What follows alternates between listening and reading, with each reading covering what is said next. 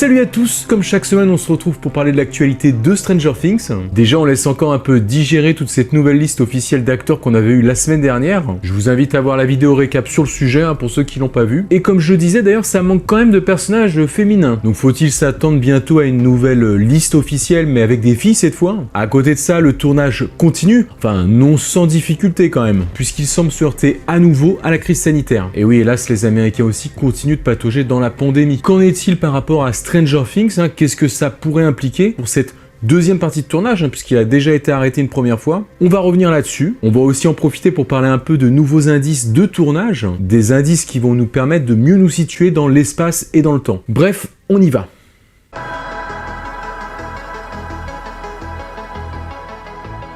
La première info qui serait tombée dès la fin de la semaine dernière, ce serait la préparation d'un nouveau trailer teaser à propos de Stranger Things. Cette info proviendrait de la société même qui s'occupe de mixer, de préparer des trailers pour Netflix. Et apparemment on leur aurait donné du travail pour faire une vidéo à propos de la série.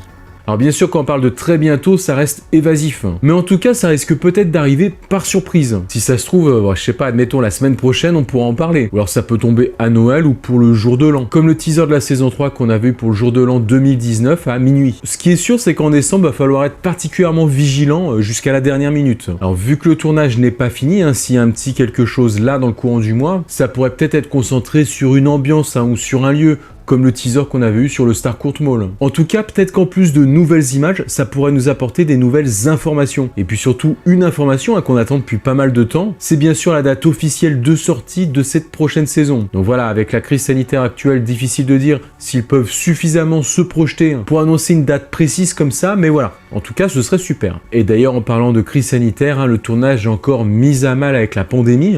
Il semblerait que du côté du Nouveau-Mexique, où le tournage devait arriver, la situation commencera à devenir compliquée, ça peut bloquer les productions, et notamment la production de Stranger Things apparemment. Alors en fait, cette rumeur, comme quoi le tournage serait finalement bloqué au Nouveau-Mexique, elle semblerait partir d'une annonce de recrutement pour des comédiens en extra pour cette saison 4, et cette annonce nous dirait donc que ce sera repoussé jusqu'au printemps. Du coup direct, ça a été transformé en le tournage s'est arrêté, mais voilà, à défaut d'avoir des images pour l'instant qui pourraient démontrer le contraire, ça pourrait aussi tout simplement dire que vu la situation actuelle au Nouveau-Mexique, le staff déjà présent ne prendrait pas des extras en plus sur place, histoire d'éviter de s'exposer davantage, et donc de limiter les risques de contamination. Voilà, ça pourrait peut-être être juste ça, donc ça continuerait dans ce cas-là. C'est compliqué d'avoir des informations fiables vu que ça reste que des bruits de couloir, et en plus rapidement déformés. Mais voilà, il y en a aussi d'autres qui disent que effectivement la série ne peut pas se tourner là-bas actuellement, mais que ça ne l'empêche pas de continuer le tournage du côté de la Géorgie, d'Atlanta. Faut pas oublier que là-bas aussi ils ont des studios dans lesquels ils travaillent. En plus dans cet état, apparemment la situation reste suffisamment safe. Donc voilà, pour le moment j'en sais pas plus, mais j'ai envie de dire que le tournage est en train de continuer d'une façon ou d'une autre. Bien sûr tout ça, comme je vous l'ai dit, c'est des bruits de couloir, c'est à prendre avec les pincettes. En tout cas on nous promet une saison encore meilleure que les précédentes, du fait que l'écriture a eu plus de temps pour être peaufinée. Espérons aussi que les frères Duffer arrivent à s'en sortir avec cette production compliquée, qui se déroule quand même dans un contexte, dans des conditions très particulières. Allez, on va quand même faire un petit tour du côté des indices qui traînent par-ci par-là, notamment sur les dernières photos volées de tournage. À commencer par celle-ci donc, qui doit se situer au Hawkins High School. Si elle n'est pas fake, si elle est avérée, et ça a l'air d'être le cas, on dirait bien qu'on est sur le vrai lieu de tournage, alors ça nous révèle une grosse info, le moment auquel se déroulera cette saison 4. Vous pouvez le constater par vous-même, en mars 1986, à cheval sur la période de vacances de printemps, le célèbre Spring Break. Bon déjà on savait que l'histoire se situerait en 1986, on avait eu suffisamment d'indices à ce sujet, en plus avec la tenue des personnages on semblait être en mi-saison, du coup j'avais tenté ma chance, je m'étais dit est-ce que c'est en fin d'été, début d'automne peut-être. Bon bah finalement perdu, il semblerait que ce soit l'autre mi-saison, à la fin de l'hiver et à l'arrivée du printemps. Ainsi ça expliquerait peut-être pour qu'on pourrait retrouver Mike à la fois à l'école, mais peut-être aussi avec Eleven et les Byers qui vivent ailleurs. Sûrement parce que la saison pourrait commencer pendant les cours, puis continuer pendant ce spring break, donc Voilà, en tout cas, si cet indice est avéré, il est tout à fait possible que ça tourne comme ça dans la série. Maintenant, on verra si on a autre chose qui viendrait confirmer ça. Allez, après, autre indice qui se balade sur les réseaux sociaux, cette camionnette se vanne improbablement de livraison de pizza. On le sait maintenant, Jonathan sera lié à un ami livreur de pizza. Il y a d'ailleurs de très fortes chances que lui aussi travaille sous cette enseigne, qui je le rappelle se nommera Surfer Boy Pizza. Et donc lorsqu'on regarde ces vannes qui semblent appartenir à cette enseigne, certains ont remarqué qu'effectivement l'indicatif du numéro de téléphone était celui qui correspondait à la Californie. On l'a vu la semaine dernière, ça semblait se confirmer pour cette destination à propos de Eleven et des Byers, et ce même si c'était tourné au Nouveau-Mexique. Là on parle où est-ce qu'ils sont dans l'histoire. Donc voilà, là encore ça vient confirmer tout ça un peu plus. Voilà, en tout cas de nouveaux indicateurs très intéressants, l'un géographique, l'autre temporel, qui vont nous permettre d'appréhender un peu mieux cette nouvelle saison 4.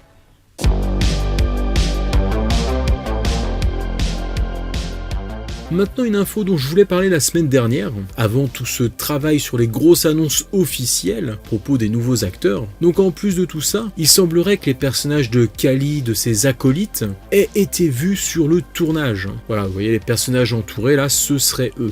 Alors déjà, première chose, cette info est très contestée dans les commentaires des posts. Il y en a pas mal qui parlent de fake news, donc attention tout de même si c'est peut-être un piège d'anciennes photos, même si j'ai pas trouvé personnellement de quoi débunker tout ça et dire que c'était vraiment du fake. Mais il faut reconnaître pour le coup que les photos collent plutôt bien quand même. Ça pourrait être eux sur le lieu de tournage, et donc aussi cette photo de Kali avec son look 80s incognito, avec ses lunettes de soleil fun et ses grosses boucles d'oreilles fantasy. Bon, alors, méfiance quand même, cette photo-là pourrait très bien être sortie de son contexte. Difficile de se dire si ça se passe au même endroit que les autres photos. En tout cas, si cette photo vient vraiment du tournage de Stranger Things, si c'était donc avéré, alors ça se passerait plutôt du côté de Hawkins, entre le lycée et puis la salle d'arcade. Car sur cette image, on ne sait pas si c'est le personnage d'Axel, un membre du gang de Kali. En tout cas, on reconnaît bien la façade du Palace Arcade. Donc voilà, j'en parle ici histoire de vous tenir au courant quand même, pour ceux qui l'auraient pas vu. On verra dans les jours, dans les semaines à venir, si finalement tout ça c'est débunké ou alors si c'est confirmé. De toute façon, c'est vrai qu'on pourrait bien les revoir dans la prochaine saison, surtout Kali. Elle est quand même étroitement liée à l'histoire du Hawkins Lab. Et donc, elle et son gang pourraient rencontrer la bande restée à Hawkins. En tout cas, le sujet à propos de Kali est toujours très clivant, car je sais que d'un côté, il y en a qui sont fans du personnage, d'autres non. Perso, pour l'instant, comme elle a eu qu'un seul épisode qui lui était vraiment dédié, je ne demande qu'à en voir plus. Bon, quand je dis ça, je considère pas l'univers étendu avec les livres et les comics books. Quoi qu'il en soit, ça reste quand même un perso super badass, et il y a moyen de faire des choses très sympas encore avec ses pouvoirs.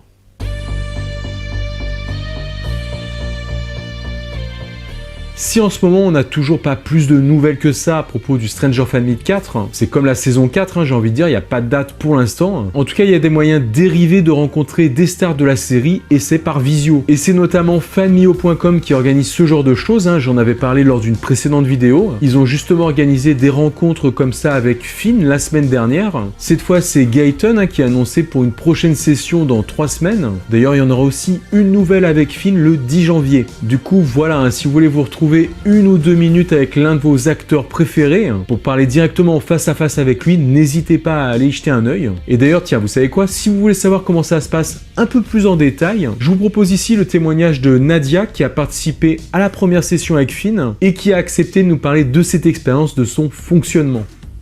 Donc moi je me suis connectée la veille pour voir un peu s'il y avait déjà des... Parce qu'en fait ça te dirige sur la page, donc la page où tu vas lui parler. C'est en gros c'est la page de l'événement et ça te dit combien de personnes sont déjà en train d'attendre avant toi. Du coup je me suis connectée le soir, la veille donc, et j'ai laissé mon ordinateur allumé toute la nuit.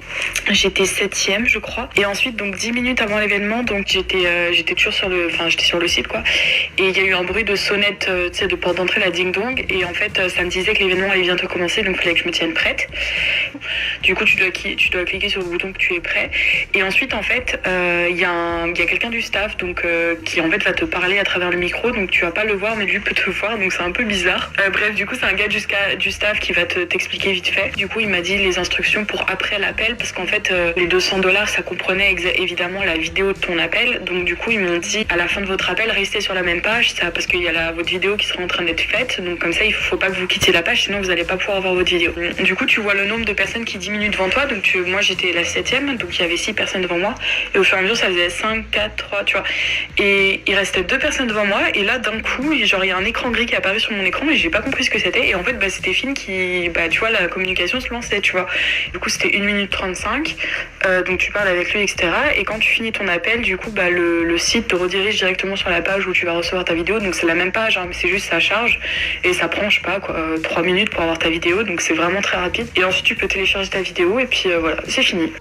Voilà, en tout cas, merci à Nadia pour son témoignage. Bon, pour rappel, hein, vous avez entendu, elle avait investi dans un pass autour de 200 $ quand même, pour pouvoir être sûr d'être connecté avec l'acteur. Donc voilà, sachez-le, ça reste quand même un budget, même si ça reste une expérience exceptionnelle. Hein. En tout cas, voilà qui vient achever notre vidéo de cette semaine. Enfin, bien sûr, on va quand même finir avec vos collections que vous m'envoyez par Instagram. En décembre, il est possible que je fasse une petite vidéo, un petit point par rapport à la chaîne, histoire de vous dire un peu où je vais, hein, ce que j'aimerais faire.